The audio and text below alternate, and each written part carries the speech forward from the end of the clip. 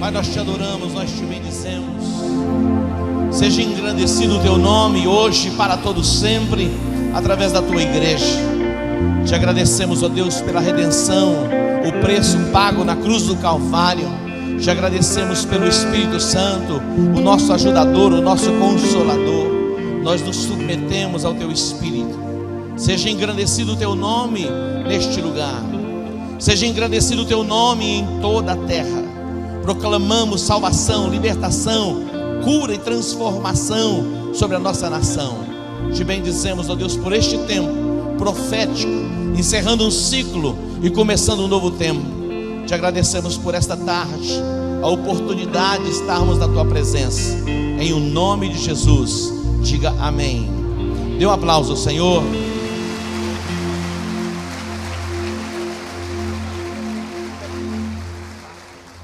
Podemos assentar. Graça e paz, queridos. Pode descer o coral, tá? Tá lindo o coral. Vamos dar um aplauso ao Senhor pelo coral. Glória a Deus. Bem-vindo à festa de Hanukkah, a festa da dedicação. Quem não pôde vir na sexta-feira e no sábado? Tem alguém aqui? Faça assim com a mão. Muita gente. Você é bem-vindo. Nós estamos celebrando a festa de Hanukkah, a festa da dedicação. E algumas pessoas, mesmo já nós celebrando há muitos anos, até hoje perguntam: o que é mesmo Hanukkah? O que é mesmo que nós estamos celebrando? Esta é uma festa judaica. Precisamos entender que na verdade nós não estamos celebrando uma festa simplesmente por celebrar. Nós estamos celebrando no entendimento profético. A festa de Hanukkah, ela foi estabelecida e ela recebe este nome, que é a festa das luzes, ou a festa da dedicação. Diga comigo: festa das luzes, festa da dedicação. Nós temos aqui a menorá com 9 lâmpadas. Geralmente a gente vê menorás com 7 lâmpadas. E por que então são 9? Sabe por quê? Porque exatamente aconteceu um milagre chamado o milagre das luzes. Antíoco Epifânio, ele era rei da Síria, e ele domina sobre todo Israel, e ele impõe à nação de Israel os costumes gregos de adoração a deuses estranhos. É interessante porque nos dias que antecederam seu domínio, a nação de Israel pagava imposto para o rei da Síria. De repente eles decidem não pagar mais imposto, e aí vem mais opressão ainda. Nos dias de Antíoco Epifânio, ele invade Israel, ele domina Israel, e ele profana tudo aquilo que é santo.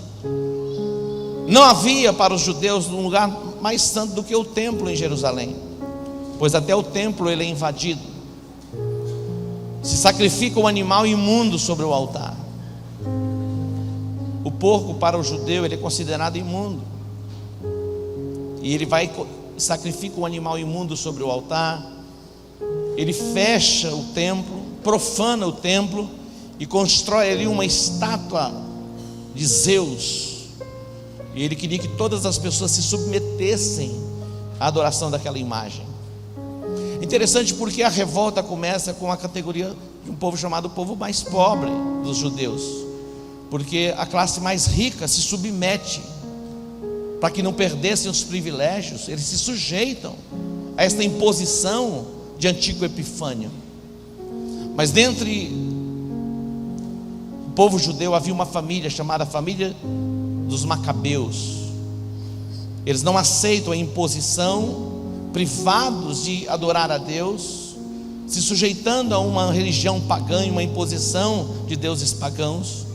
Então inicia-se uma revolta, e eles, com um exército tão pequenininho, vai vencer um exército poderoso, que é o exército do rei da Síria. E começa então o tempo de dedicação, de consagração de tudo aquilo que havia sido profanado. A festa de Hanukkah é uma chamada para avaliarmos a nossa caminhada e a nossa jornada durante todo o ano. Diante da nossa caminhada, da nossa jornada, é possível que o nosso coração em alguns momentos fora tomado.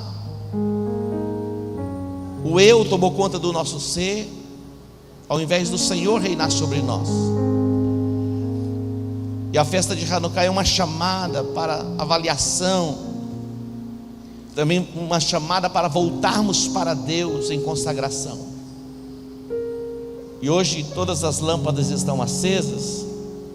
E o que representa isso? Aí é o milagre das luzes.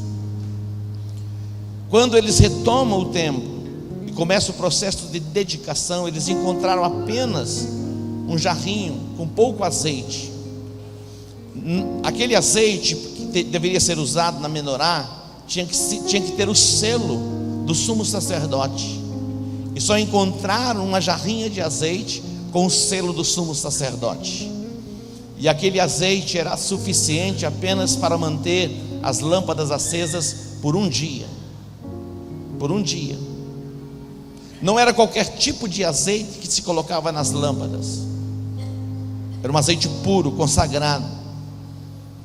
Aí vem o milagre das luzes, porque aquele azeite durou 8 dias.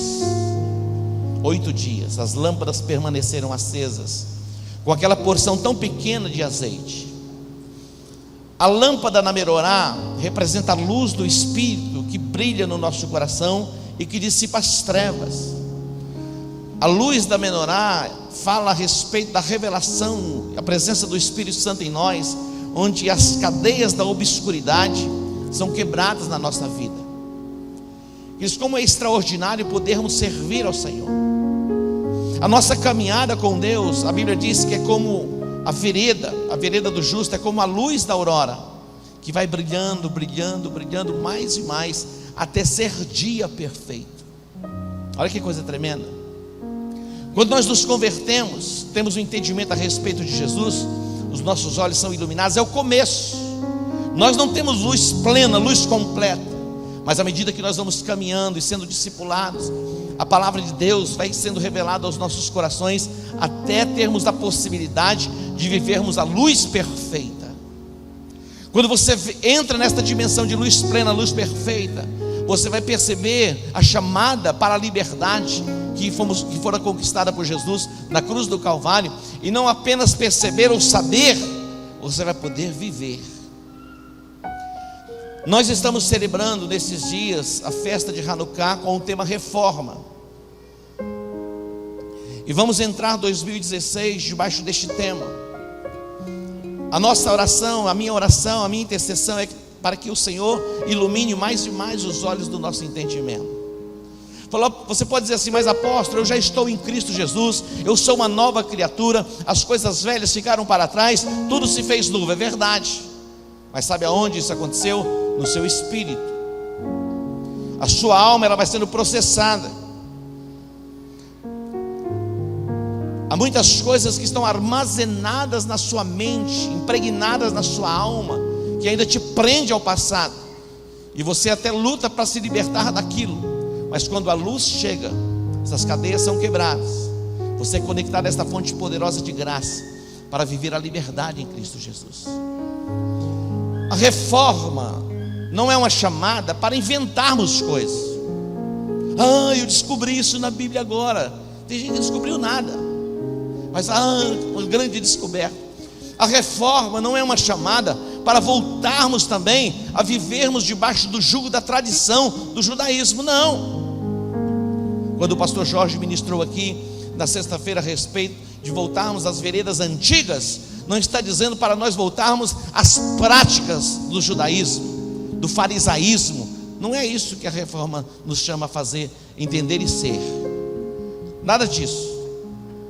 O apóstolo Paulo, o próprio Jesus, quando ele fala com aquela mulher, chamada mulher samaritana, no poço de Jacó, porque ela questionava Jesus, dizendo: olha, os nossos pais, eles nos ensinaram que o lugar que se deve adorar é em Samaria. Quem eram os samaritanos? Era uma categoria de pessoas misturadas, judeus com pessoas estrangeiras, e nasce uma categoria de pessoas chamadas samaritanas. Eles constroem em Samaria um templo, e ali eles constituem um lugar de sacrifício também. Então, aqueles que nasceram ali, eles foram ensinados pelos seus pais: olha, o lugar da adoração agora já não é mais em Jerusalém, o lugar da adoração deve ser aqui em Samaria. E os sacerdotes, os levitas, eles ensinavam que o lugar da adoração deveria ser em Jerusalém, no Monte Moriá, aonde Isaac havia sido sacrificado. Aí entra Jesus no cenário profético para estabelecer um novo tempo, a verdadeira reforma. Jesus vai dizer para aquela mulher que tinha o questionamento na alma, qual era o lugar ideal para se adorar. E Jesus vai dizer para ela: olha, preste atenção, não é nem em Samaria, não é também em Jerusalém. O Pai hoje, Ele procura verdadeiros adoradores que o adorem em espírito e em verdade. Olha que coisa tremenda. Não está num lugar, se bem que nós podemos, e é bom termos um lugar, de preferência o nosso quarto, quando fechamos a porta, ou alguém chama do lugar secreto, um lugar na casa, onde você dedica para o seu tempo de oração. Isso é importante, isso é muito bom, isso faz bem. Jesus, ele tinha o costume de ir a lugares como montes para orar, era costume de Jesus, não há nada de errado nisso.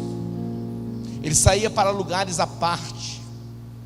Quando nós olhamos Pedro, Paulo, no Velho Testamento, Daniel, esses homens, eles saíam para lugares separados para estarem só em oração. Mas a adoração não está num lugar, a adoração não está no estilo de música, nada disso. A adoração está no estilo de vida. Essa é a nossa chamada.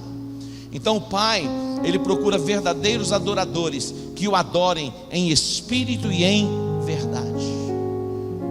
É a sua forma de ser, a sua forma de viver que glorifica, que exalta, que bendiz o nome do Senhor.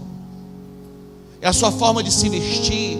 Você, através da sua vestimenta, você pode adorar a Deus, ou mesmo assim se render à influência de demônios, até na nossa vestimenta. A forma que nós nos vestimos tem que glorificar a Deus. Isso é reforma também. Queridos, a forma que nós nos vestimos tem que glorificar o nome do Senhor. Os nossos corpos não são objetos de despertamento de desejo de ninguém. É muito importante nós entendermos as coisas simples, as coisas básicas. Nós, como pais, dando direcionamento para os nossos filhos. Quem é responsável são os pais. É responsabilidade do apóstolo. Como diz o Jorge, deixa o apóstolo bater. Eu não vou bater em ninguém. Não. A nossa chamada, isso é reforma. Reforma é ter um entendimento aberto. E não apenas ter um entendimento aberto para compreender as Escrituras, mas para praticarmos as Escrituras. Essa é a nossa chamada. Muito mais do que entendermos, termos no nosso coração a disposição para praticarmos a palavra. Eu li algo tão tremendo a respeito da fé, que o contrário da fé não é a dúvida, o contrário da fé é a desobediência. É a desobediência. Reforma é termos as marcas da rebelião arrancadas do nosso coração e a submissão plena à vontade de Deus. Isso é reforma. Isso é reforma. Eu louvo a Deus porque eu tenho visto Deus agindo em nosso meio. Eu louvo a Deus por ver pessoas se convertendo, se rendendo e servindo ao Senhor com integridade de coração. Eu louvo a Deus por ver os nossos jovens servindo a Deus, não por uma imposição dos pais, mas por uma decisão pessoal. Isso é extraordinário, isso é maravilhoso. Não apenas servir a Deus porque os pais obrigam que eles sirvam a Deus, debaixo de um sistema religioso. Mas eu tenho visto Deus agindo de tal forma, jovens, adolescentes, homens maduros, mulheres maduras, homens inteligentes, que tiveram os olhos abertos e decidiram servir a esse Deus. Isso é maravilhoso. Então nós estamos vendo o mover de Deus, o agir de Deus a lâmpada acesa, brilhando e resplandecendo nos nossos corações e dissipando todas as trevas. Deus ama o pecador. Você acredita nisso? Deus ama o pecador. Aquela pessoa mais abominável, que na nossa concepção é irrecuperável, Deus ama aquela pessoa também. Deus ama. Deus ama. Deus ama o estuprador? Ama. Deus ama o assassino? Ama. Na verdade, a Bíblia diz que Deus, Jesus, Ele não morreu pelos sãos, Ele morreu pelos doentes. Os sãos, Ele disse, não precisam de médicos, mas sim os doentes.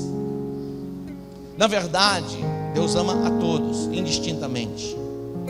Deus, Ele não tem filhos prediletos, que uns Ele ama mais, de outros Ele ama menos.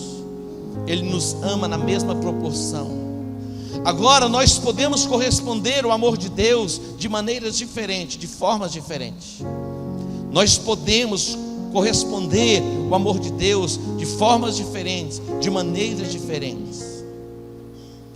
Quando nós olhamos para o contexto apostólico, Jesus com 12 homens separados para estar ao lado dele. Mas nós vamos lendo os evangelhos, a gente vai tendo a percepção que 3 se fizeram mais próximos de Jesus. Eu não acredito que Jesus tinha preferência por eles, mas eles tinham preferência por Jesus, e sempre estavam ali próximos a Jesus. Quando nós olhamos para o Velho Testamento, eu creio que Moisés não fez a sua escolha por Josué para caminhar perto dele, mas Josué escolheu caminhar próximo a Moisés. Quando nós olhamos para o livro dos reis, Elias, o profeta levantado por Deus, muitos outros profetas existiam naqueles dias, e havia ali uma escola de profetas. Mas dentre aqueles alunos da escola de profetas, um deles decide caminhar bem mais próximo de Elias, que era Eliseu. Então nós podemos, à luz do Evangelho, decidirmos servir ao Senhor com toda a intensidade do nosso coração. Esta é a chamada para a reforma: servirmos a Deus com toda a intensidade do nosso coração. Deus ama o pecador, Ele abomina o pecado. Entenda, compreenda. A reforma fala do entendimento aberto. Deus ama o pecador, mas abomina o pecado. O pecado não faz parte da natureza divina. Os nossos pecados, a Bíblia diz que faz separação entre nós e o nosso Deus. Mas Deus ama o pecador. Ele ama tanto, mas ama tanto, que Ele deu Jesus para morrer no lugar dos pecadores. Não é tão difícil nós darmos a nossa vida, e também não é tão fácil assim, pelos nossos amigos ou por alguém que nos ama. Mas Jesus deu a sua própria vida pelos inimigos. Olha que chamada tremenda. O mesmo Jesus que morreu na cruz, escute aqui, o mesmo Jesus que morreu na cruz para perdoar os nossos pecados, Ele morreu na cruz para levar as nossas maldições. E quando você lê Deuteronômio capítulo 28, ali nós vamos encontrar as bênçãos e as maldições. Vamos encontrar ali relacionado, em primeiro lugar, as bênçãos, em observar, em obedecer os princípios. A Bíblia diz que quando nós obedecemos os princípios da palavra, os céus se abrem sobre nós.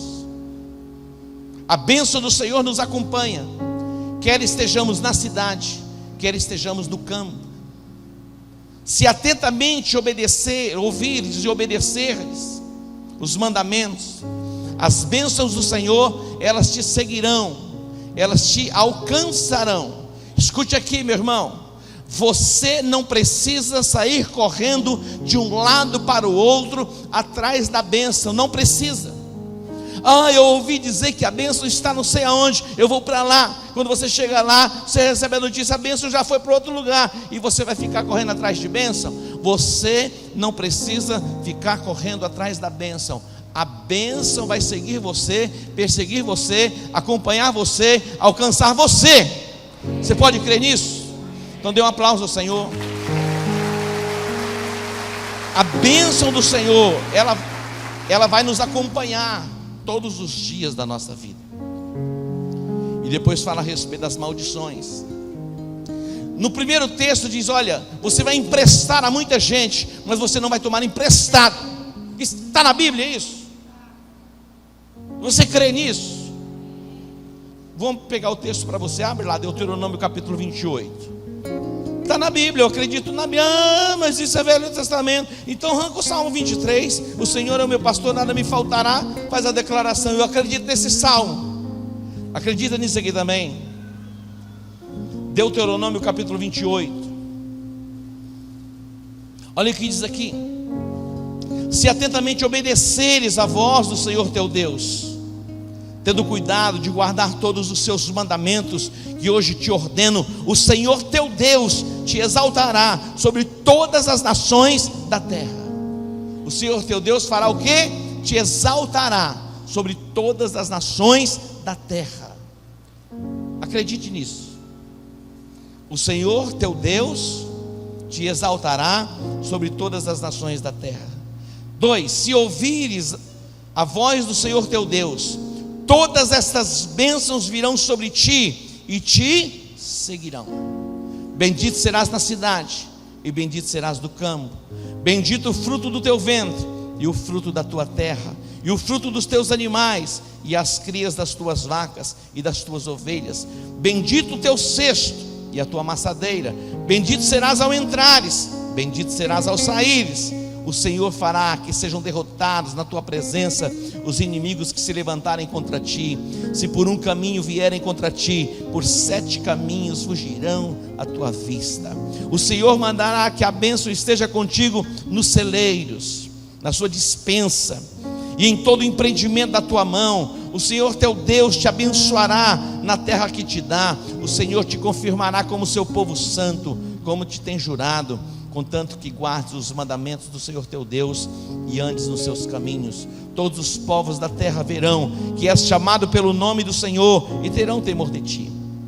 O Senhor te dará abundância de bens no fruto do teu ventre, no fruto dos teus animais, no fruto do teu solo, na terra que o Senhor jurou a teus pais te dar. 12.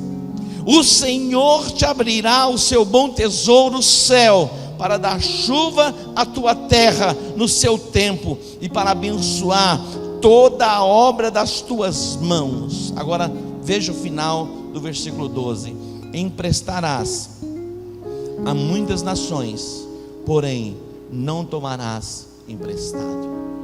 Diga: eu creio nisso. É possível que você viva, e é possível, e podemos passar por momentos difíceis. A Bíblia não nos deixa imunes a isso. Nós somos muitas vezes provados no nosso coração.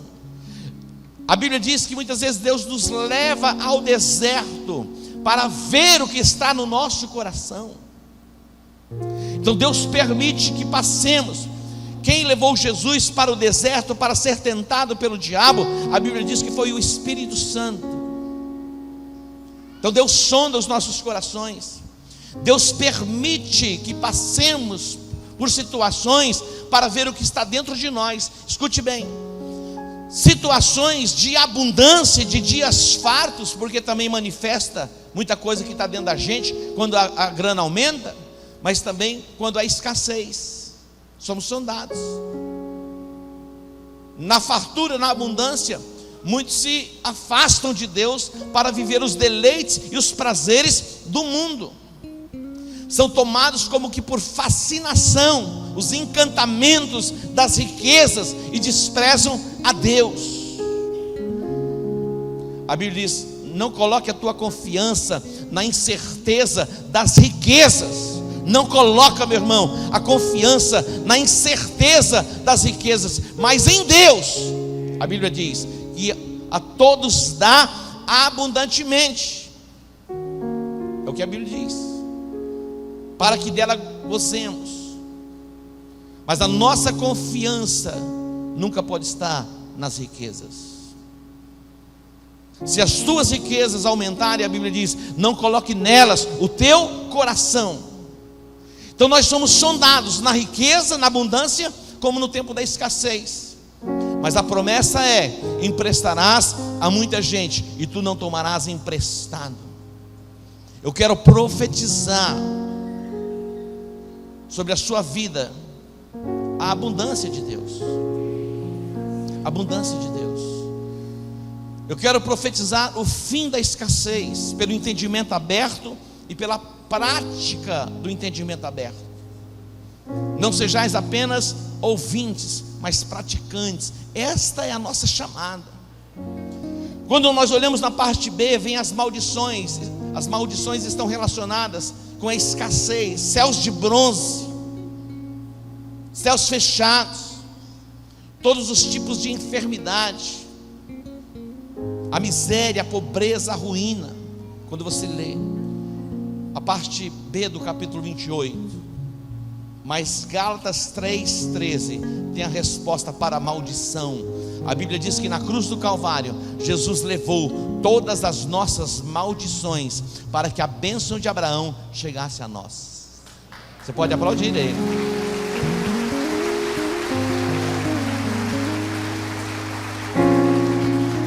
Quando você vem ao altar e consagra o seu dízimo, quando você vem ao altar e entrega a sua oferta, dízimo é uma coisa, a oferta é uma outra coisa.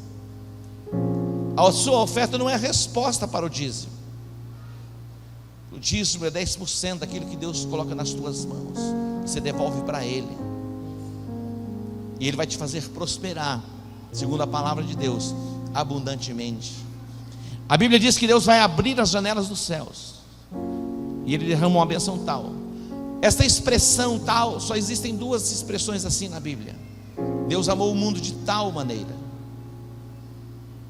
E essa expressão onde diz uma bênção tal, ao abrir as janelas dos céus, no ato da obediência e da entrega dos dízimos. Hanukkah é uma chamada para conserto. Hanukkah é uma chamada para dedicação. Esta é a oportunidade que você vai ter de consagrar as suas finanças, encerrando o ano dizendo: Pai, aqui eu estou para consagrar as minhas finanças diante de Ti. É possível que no decorrer do ano você tenha deixado de entregar o seu dízimo.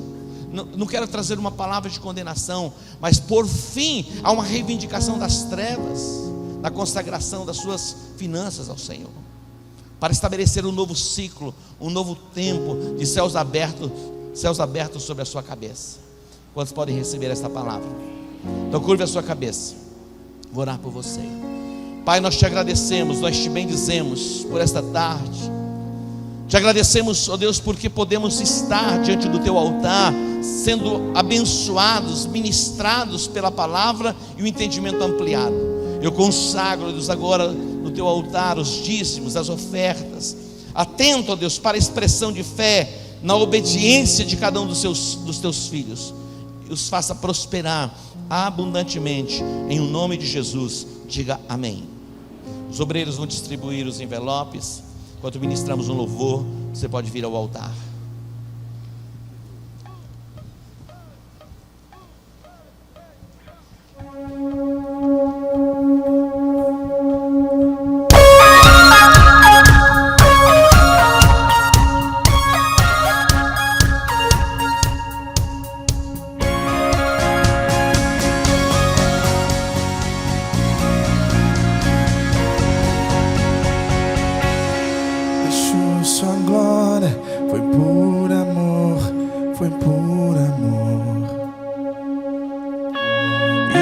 Seu sangue derramou, que grande amor.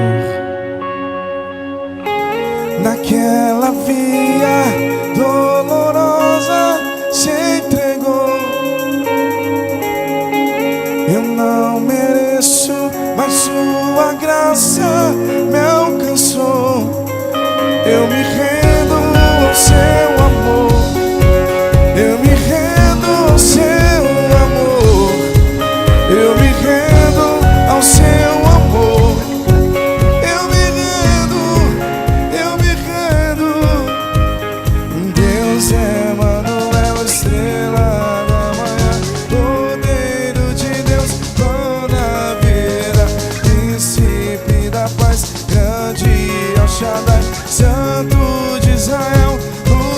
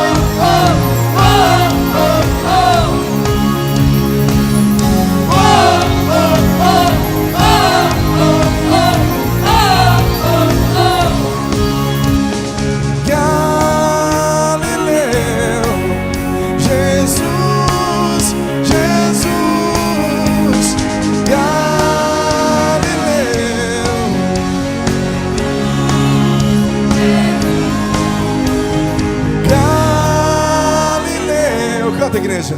Jesus, Galileu.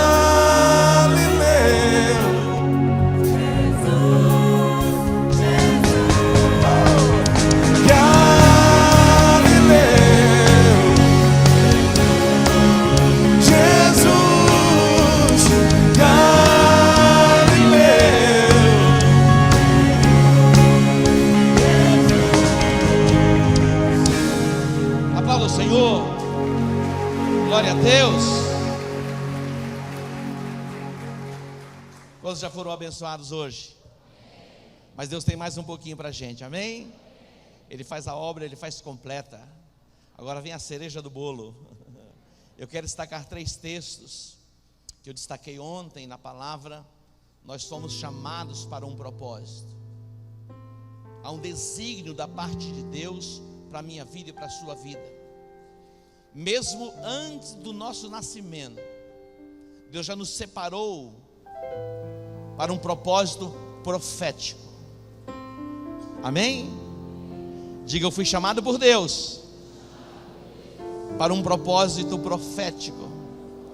Você vai entender isso. 3 textos. O primeiro, João 3,16. João 3,16 diz assim: porque Deus amou o mundo de tal maneira que Ele deu o seu Filho unigênito, para que todo aquele que nele crê não pereça, mas tenha a vida eterna. Respira fundo assim. Feche os teus olhos agora. Eu vou falar este versículo e você vai absorver o versículo. Deixa que este texto entre no seu espírito. A Bíblia diz que Deus amou o mundo de tal maneira que Ele deu o seu Filho unigênito, para que todo aquele que nele crê não pereça, mas tenha a vida eterna. Deus amou o mundo de tal maneira que Ele deu o seu Filho unigênito, para que todo aquele que nele crê não pereça, mas tenha a vida eterna. O segundo texto, João 15,16 diz: não fostes vós que me escolhestes, mas eu vos escolhi a vós e vos designei para que vades e deis fruto, e o vosso fruto permaneça, a fim de que tudo que pedirdes ao Pai em meu nome, Ele vos conceda. Olha aqui, Jesus disse isso. Não foram vocês mesmos que se escolheram. Eu escolhi cada um de vocês com propósito, com desígnio. Não fostes vós que me escolhestes, mas eu vos escolhi e vos designei. Para quê? Para que vades e deis fruto, e o vosso fruto permaneça, a fim de que tudo que pedirdes ao Pai em meu nome, Ele vos conceda. 1 Pedro 1,8 diz assim: mas vós sois a geração eleita, o sacerdócio real, a nação santa, o povo adquirido. Vós sois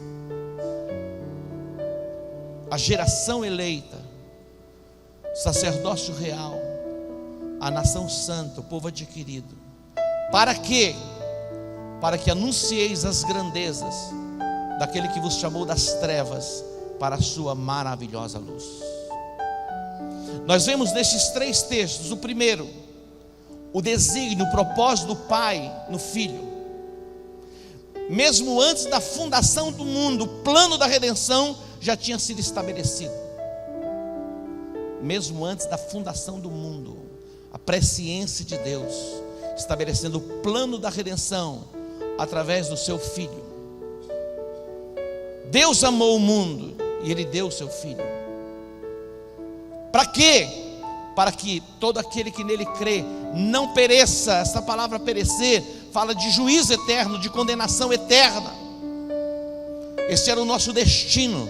Eu e você estávamos condenados, aprisionados debaixo do império, do cetro de Satanás. Jesus, Ele veio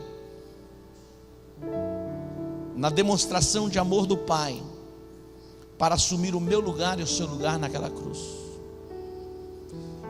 E naquela cruz Ele cumpriu toda a justiça de Deus, e Ele se fez a nossa justiça, assumindo ali os nossos pecados. E o próprio Jesus, Ele diz: eu vim para que vocês tenham vida e a tenham em abundância. Nós vimos aqui o desígnio do propósito do Pai em Cristo Jesus. A Bíblia diz: para isto se manifestou o Filho de Deus, para desfazer as obras do diabo.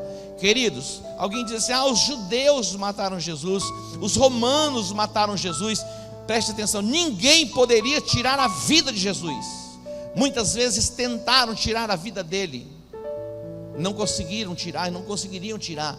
A Bíblia diz que Ele deu a sua vida, Ele mesmo deu a vida e morreu naquela cruz para nos dar a vida eterna. Agora, eu e você fomos alcançados por tão grande amor. Para quê? Por quê? Há uma missão de Deus para nós na terra, para nós que fomos alcançados pelo Evangelho. Ele diz: não fostes vós que vos escolhestes a vós, eu mesmo vos escolhi agora para cumprir uma missão, cumprir um propósito. Vades, deem fruto, e esses frutos permaneçam. A chamada de Deus para a minha vida e para a sua vida é vivermos a plenitude do Evangelho, não apenas no sentido de sermos abençoados, mas de cumprirmos a chamada e o propósito que foi estabelecido sobre nós. Sabemos que temos da parte de Deus, pela proposta do Evangelho, algo extraordinário para vivermos a vida plena, a vida abundante. Mas vai além disso. A chamada de Deus para a minha vida e para a sua vida está em cumprirmos a chamada e o propósito e o desígnio para o qual fomos comprados e estabelecidos por Deus. E ele diz no terceiro texto, Pedro, que nós somos a geração eleita, o sacerdócio real, a nação santa, povo adquirido, também com um propósito. Que propósito? Anunciar as grandezas daquele que nos chamou das trevas para a sua maravilhosa luz. Diga: para isso eu fui chamado. Há uma recompensa extraordinária e maravilhosa em servirmos a Deus.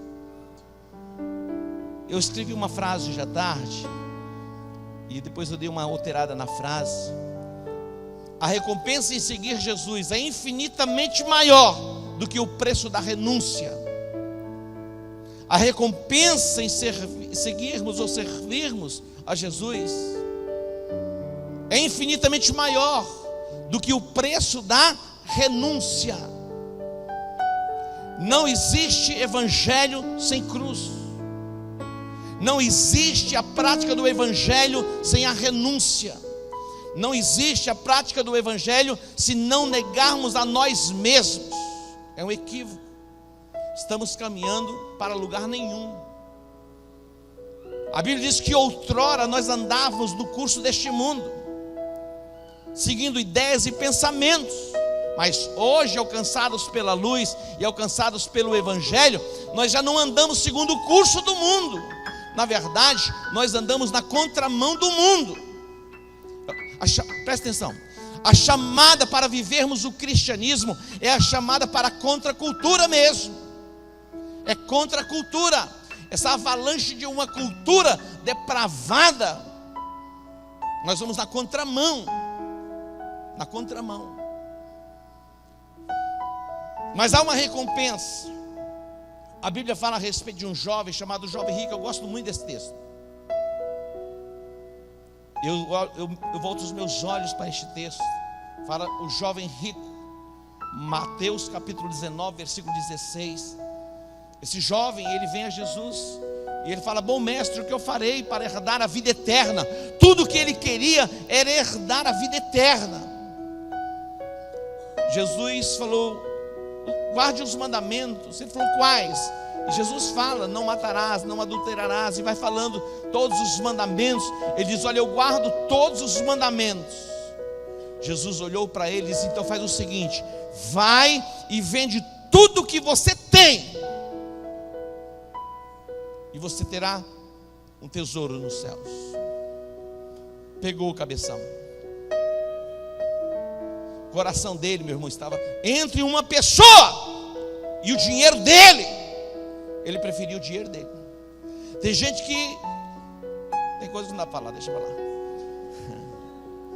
Tem gente que perde relacionamento por causa do dinheiro. Tem gente que não conversa com o outro, cumprimenta o outro por causa do dinheiro. O dinheiro, ele não é uma maldição, mas o amor ao dinheiro se torna uma maldição. O amor ao dinheiro. Jesus não condenou o dinheiro. A Bíblia não condena o dinheiro. Mas o amor ao dinheiro, quando ele se torna o Senhor da sua vida, é fácil de detectar quando o dinheiro se torna o Senhor da nossa vida. Porque ele ordena o que nós devemos fazer. Não é mais nós que ordenamos para onde ele deve ir. Se o dinheiro te faz perder pessoas, queima o dinheiro, destrói o dinheiro, fica com as pessoas. Você já viu o nosso sentimento de juízo em relação às pessoas? Quando alguém comete um crime assim, melhor matar. Não sei se você recebe no teu WhatsApp algumas mensagens. Outro dia eu vi uma cena, um assaltante entrou para assaltar e o cara reagiu, matou, e a gente falou: glória a Deus, matou um bandido, né? Não tem um sentimento assim muitas vezes dentro da gente? Foi para onde, meu irmão? Foi para o inferno. Como nós vamos nos alegrar que alguém que morre vai para o inferno? Que amor é esse? Então reforma é sermos ampliados no entendimento. Agora o preço da renúncia, ele é infinitamente maior do que o preço da recompensa. Para seguir a Jesus tem que renunciar mesmo. Tem que renunciar, não tem como. Diz que o caminho ele é estreito, a porta não é larga, a porta é estreita, o caminho é estreito. Porque exatamente passa por renúncia. Esse jovem, ele saiu decepcionado da presença de Jesus, porque ele esperava ouvir de tudo, menos isso. Mas Jesus, ele continua caminhando com os discípulos e vem o Pedro e pergunta: olha, nós deixamos tudo. O que Pedro deixou? Deixou lá aquele barquinho lá de pesca, era algo importante para ele. Ele sustentava a sua casa, mas não era essa coisa toda também não. Eu me lembro quando Deus me pediu a empresa, aquilo ali era uma coisa extraordinária para mim. Mas hoje eu olho e vejo como era insignificante aquela coisa. Como era insignificante. E aí vem Pedro e pergunta: olha, nós deixamos tudo para te seguir, o que a gente vai ganhar? Jesus falou: olha, nesta vida presente, nesse século, vocês vão receber 100 vezes mais, simplesmente isso. E depois a vida eterna. Escute bem, o preço da renúncia é infinitamente menor do que a recompensa que Deus tem para você que decidiu segui-lo. Não apenas distante, de longe, mas com todo o coração. Moisés, ele passou por uma experiência, porque Moisés, ele foi tirado das águas ainda muito novinho, bebê. Moisés fazia parte de um povo que era escravo, era o povo hebreu no Egito. Mas ele vai ser retirado do meio desse povo ainda quando criança, bebezinho. E ele vai ser criado no palácio. Ele vai crescer no palácio como filho da filha de Faraó. Olha só, não era pouca coisa. Ele era filho da filha de Faraó. Era um príncipe. É como hoje a gente olhasse para a Inglaterra, que é o país mais moderno em termos de monarquia, e ver o príncipe Williams lá, aquela condição ali. De repente ele chega assim: eu quero renunciar a tudo isso aí. Alguém vai falar: ei, ficou doido, você ficou maluco.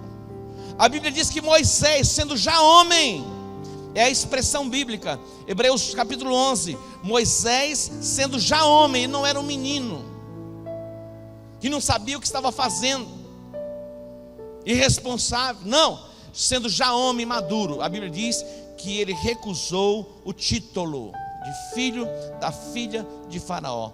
Isso está em Hebreus capítulo 11, a partir do versículo 24, e diz assim, 25: escolhendo antes ser maltratado com o povo de Deus, do que por algum tempo ter o gozo do pecado. Teve por maiores riquezas o opróbrio de Cristo do que os tesouros do Egito, porque tinha em vista a recompensa. Pela fé deixou o Egito, não temendo a ira do rei, ficou firme, porque viu aquele que é invisível. Esta é a chamada de Deus para a minha vida e para a sua vida.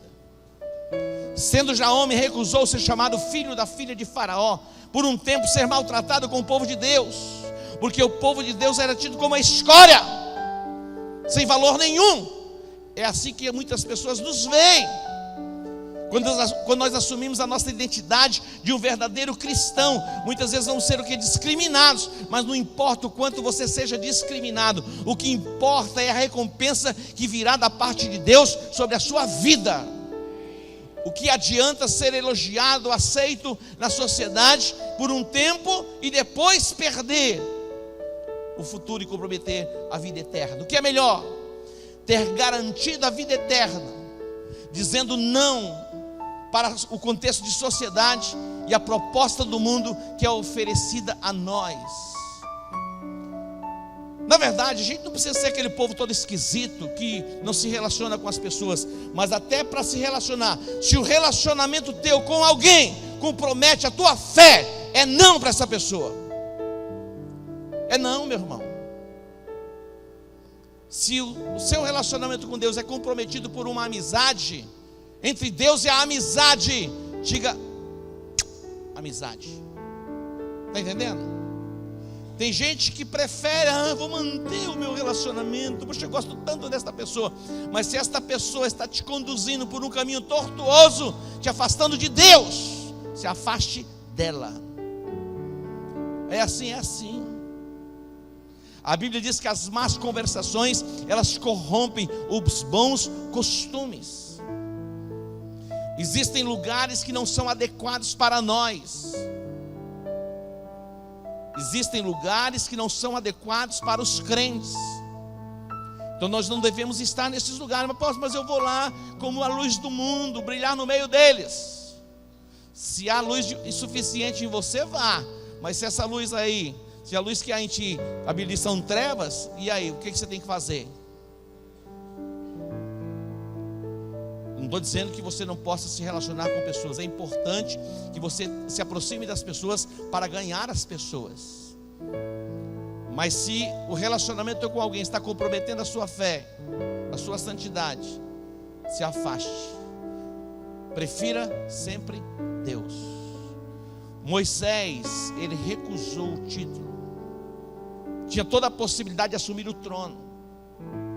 O apóstolo Paulo, na sua experiência de fé, na sua experiência cristã, ele faz uma declaração tão extraordinária. Ele diz assim: em nada eu tenho a minha vida por preciosa, contanto que cumpra com alegria a minha carreira e o ministério que recebi do Senhor, para dar testemunho do Evangelho e da graça de Deus. Em nada eu tenho a minha vida por preciosa, contanto que eu cumpra a minha chamada, que eu cumpra a minha missão, o propósito que Deus estabeleceu sobre a minha vida.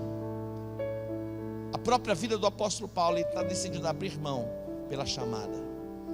Paulo, ele vem de uma viagem missionária, ele chega em Cesareia, e ali vem um profeta chamado Ágabo, vem de Jerusalém, e eles estavam reunidos na casa de Filipe, e de repente Ágabo toma o cinto de Paulo e coloca e amarra os seus próprios pés, e diz: Paulo, é isso que te espera em Jerusalém, você vai ser ligado, você vai ser aprisionado.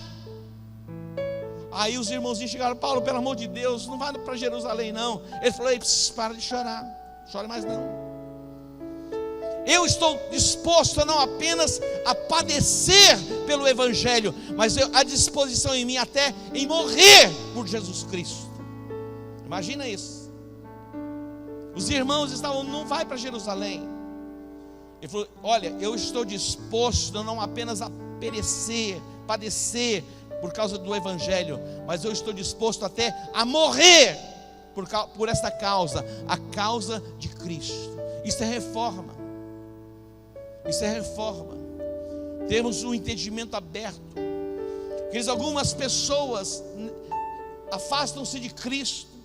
Algumas pessoas se afastam do contexto da igreja, porque vê deformidade em um, deformidade em outro. Desistem da fé, porque se frustraram com algumas pessoas. Por pouco, quase nada, se afastam de Cristo. Nós encontramos nestes homens a disposição, e eles se tornaram modelos para nós. O nosso modelo maior se chama Jesus. Escute bem, a gente já vai encerrar. Jesus é o nosso modelo maior. Ele foi enviado pelo Pai com uma missão, com um propósito, a cruz. Ele tinha que passar pela cruz. A cruz, na cruz do Calvário, ali a obra da redenção, na morte, seria consumada. Satanás vai fazer de tudo para desviar Jesus da cruz. Vai usar todos os meios, todas as estratégias para que Jesus não chegasse ao desígnio. Quando Jesus nasce, Herodes, usado por Satanás, aquele espírito que operava em Herodes foi o mesmo que operou nos dias de Moisés. Porque nos dias de Moisés, a ordem de Faraó era para que todo menino também fosse morto. Tinha que matar. As parteiras, quando as mulheres hebreias davam uma luz, quando eles viam que era menino, a ordem de Faraó era matar todo menino. Porque já vislumbrava, olha só, Satanás é terrível. Ele sabia que de um dos meninos nasceria aquele que iria conduzir a nação de Israel para fora da escravidão, que era Moisés. É um tipo de Jesus. Dentro da perspectiva de Satanás, ele falou: já vou matar aqui, para impedir que se cumpra isso. Esse povo jamais vai ser liberto da escravidão. Quando Jesus nasce, o mesmo espírito que operava em Faraó, agora vai operar em Herodes. E Herodes dá uma ordem para que todos os meninos de 2 anos para baixo, ali da Judeia, fossem mortos. Mas havia um propósito do coração do Pai em Jesus Cristo. Jesus vai descer para o Egito, vai morar no Egito por um tempo, depois ele retorna, depois ele vai para Nazaré, para que se cumprissem as Escrituras. Por isso que ele é chamado Nazareno, para dar forma, a palavra dando forma à trajetória, à jornada de Jesus. Quando Jesus chega aos seus 30 anos, ele vem a João Batista para ser batizado, para que se cumprissem as Escrituras. E depois uma voz vem do céu dizendo: este é meu filho amado, nele eu tenho prazer. O Espírito Santo toma e o conduz para o deserto. Ele fica no deserto por 40 dias. Ali ele vai ser tentado por Satanás. Ali ele vai ser tentado por Satanás. A cobiça da carne, a cobiça dos olhos, a soberba da vida. Satanás vai chegar para Jesus: se tu és o Filho de Deus, transforma essas pedras em pães. Jesus vai responder: nem só de pão viverá o homem. A cobiça da carne. Satanás vai transportar Jesus para o monte alto. Diz: tudo isso eu te darei, se prostrado me adorares. A soberba da vida. Vai ver, contemplar tudo isso.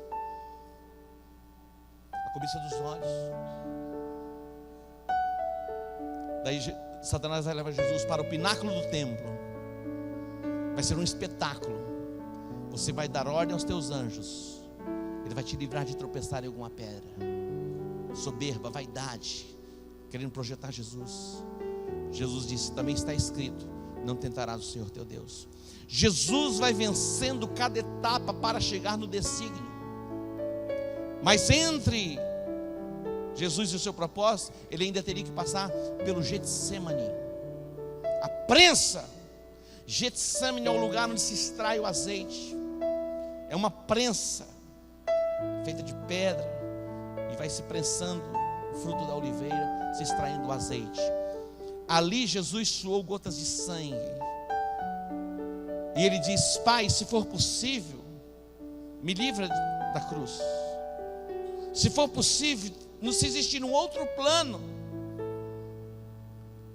Mas ele diz assim: não seja feita a minha vontade, mas a tua vontade. Preste atenção.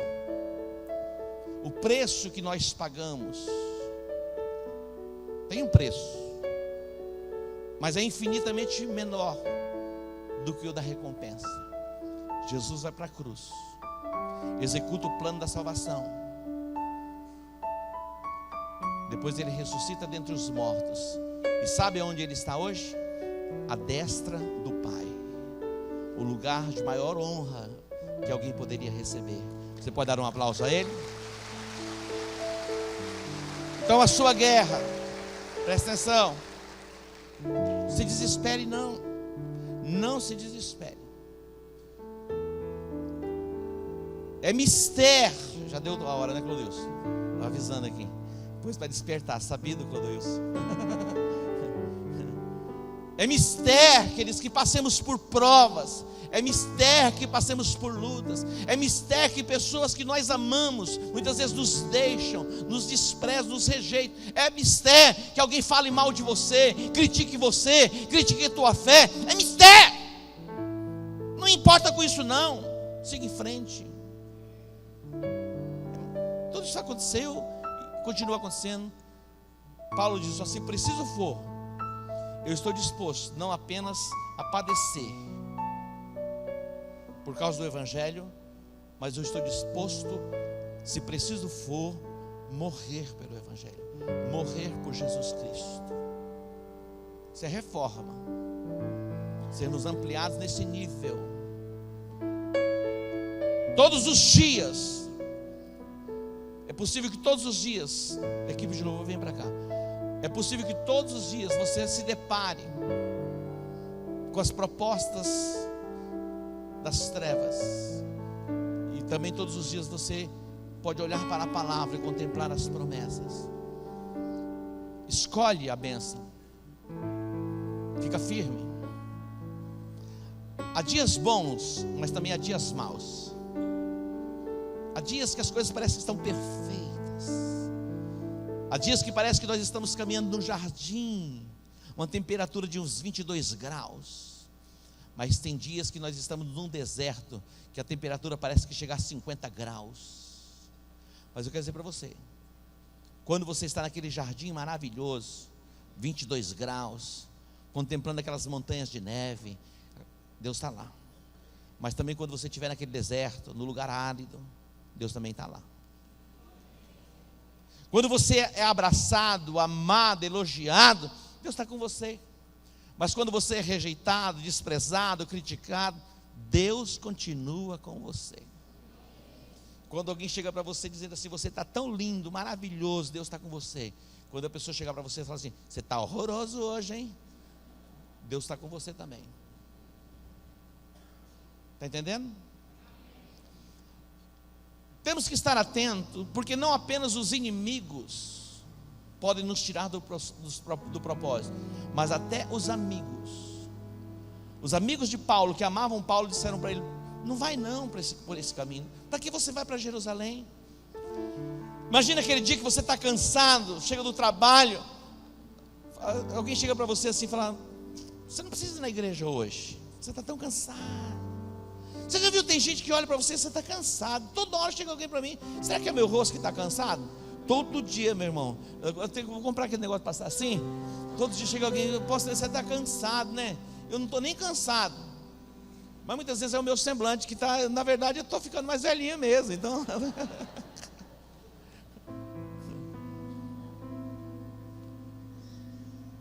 Deus está com a gente o tempo todo.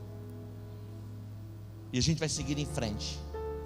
Nós não vamos desistir. Mesmo nas provas, mesmo nas lutas, mesmo diante dos desafios, não desista por nada. Por nada. Por nada. Se eu pudesse, eu abraçava vocês todos os dias e beijava vocês. Tem algumas pessoas que eu nunca abracei, mas por isso, não é por isso que eu amo menos vocês. Eu amo todos vocês. Quando você receber o abraço do seu líder, do seu pastor, eu estou abraçando vocês também. Amém? Então sejam curados. Se coloque em pé. Vai, Júnior. Foi tão triste ver no teu olhar a dor que ali sentia.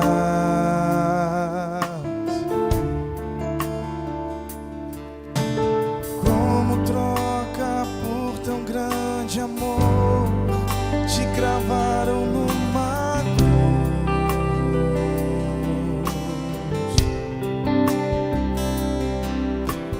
Quem mais poderia, além de ti, perdoar os meus pecados?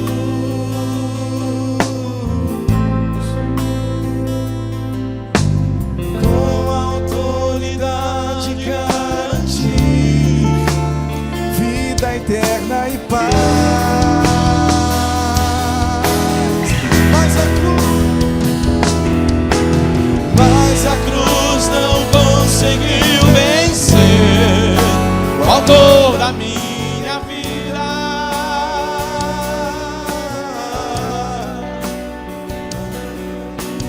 Aleluia, Cristo reviveu, entre nós viveu outra vez. Mas agora eu posso adorar. Novamente eu posso adorar, em espírito e em verdade.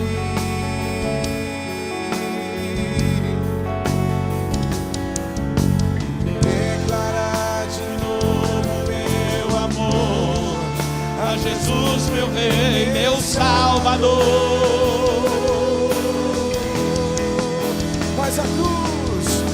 Mas a cruz não conseguiu vencer o autor da minha vida.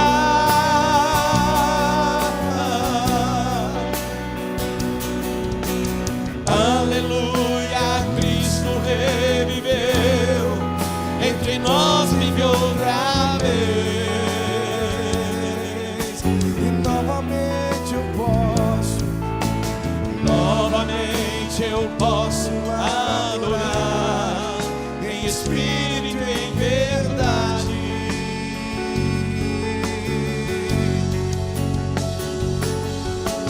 Declarar de novo meu amor a Jesus, meu Rei, meu Salvador. Feche os teus olhos, feche os teus olhos.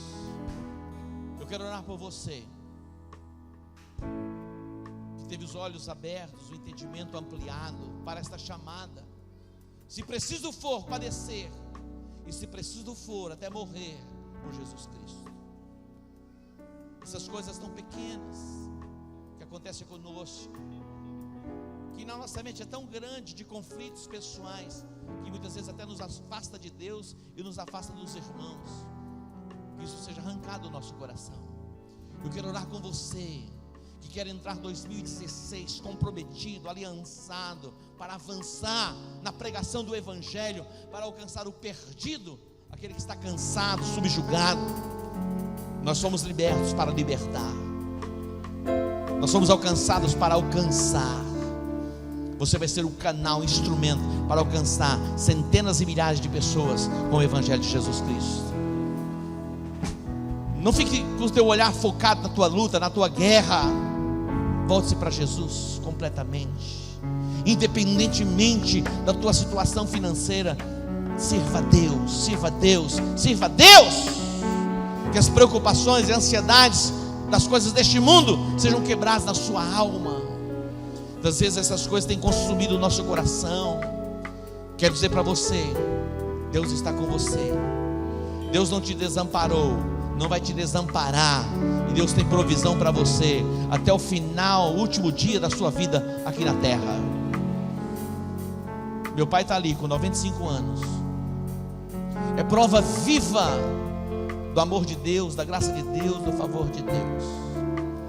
Deus provendo, Deus sustentando. E vai ser assim com você também. Então levante suas mãos aos céus. Pai, nós te agradecemos, nós te bendizemos, ó Deus, por este tempo tão precioso na tua casa. Que a tua unção, Deus, repouse sobre esta igreja. Que o avivamento venha sobre os nossos corações. Ó Deus, tira do nosso coração tudo o que precisa ser tirado.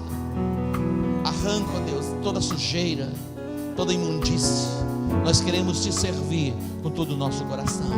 Diga assim comigo: Pai, eu consagro a minha vida para o louvor e para a glória do teu próprio nome. Eu declaro que Jesus Cristo é o meu Salvador, Jesus Cristo é o Senhor da minha vida. Diga: eu te servirei por todos os dias da minha vida aqui nesta terra, em o nome de Jesus. Diga amém. Olha só, nós temos lá fora as agendas da igreja. Quarta-feira nós teremos o nosso culto normal.